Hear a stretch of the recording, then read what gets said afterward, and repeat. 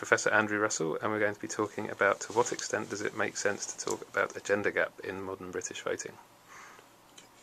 One of the great puzzles in electoral behaviour is why men and women should think differently and behave differently.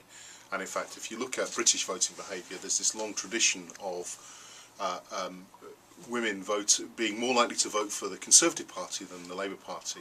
That's actually a fairly consistent theme, and it's pretty hard to wash that out. One of the things that decent essays ought to engage with is that if you divide preferences by gender, you're also dividing those preferences by other cleavages as well. So, for instance, it's often been said that the so-called gender gap in British politics might be easily explained, or largely explained away, by reference to age. So we know that women live longer than men, and we know that that there's an age effect, and the longer people live, the more likely they are to vote Conservative. So it's often been said that much of the pro-Conservative bias in the gender gap in Britain is just simply a function of there being more older women voters than older male voters.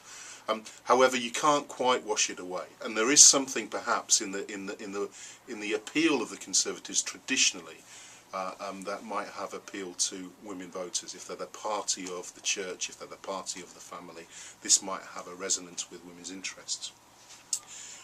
Good essays would look at literature on voting behaviour, but also on the literature of gendered interests, and perhaps the work of Rosie Campbell would be interesting to look at here. The idea that women voters think and behave differently, and so therefore have distinct outlooks. They might have interests in childcare or in parental care that might cause them to have a different outlook. They might not necessarily be the main income winner for a household, and so therefore they might have different class interests, and so therefore we might see society being separated by sex in the same way that voting behaviour might be. There's also a secondary theme that perhaps women just do politics differently, that perhaps women react differently to a kind of very gendered style of politics, and that might impact on the way they vote.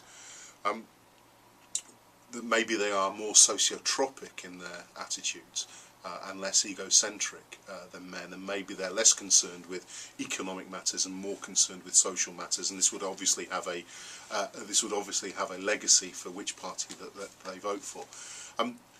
The literature on gender and voting looks to have a distinct cut-off point, and I think that good essays would have to interact with that, so with the intersection, the gender generation gap that suggests that women socialised in an era of feminism have a different set of outlooks to those socialised pre-feminism, and therefore that might have brought British women voters into line with what's gone on in the continent of Europe, for instance, where we see women predominantly being more social democrat than conservative, or Christian democrat.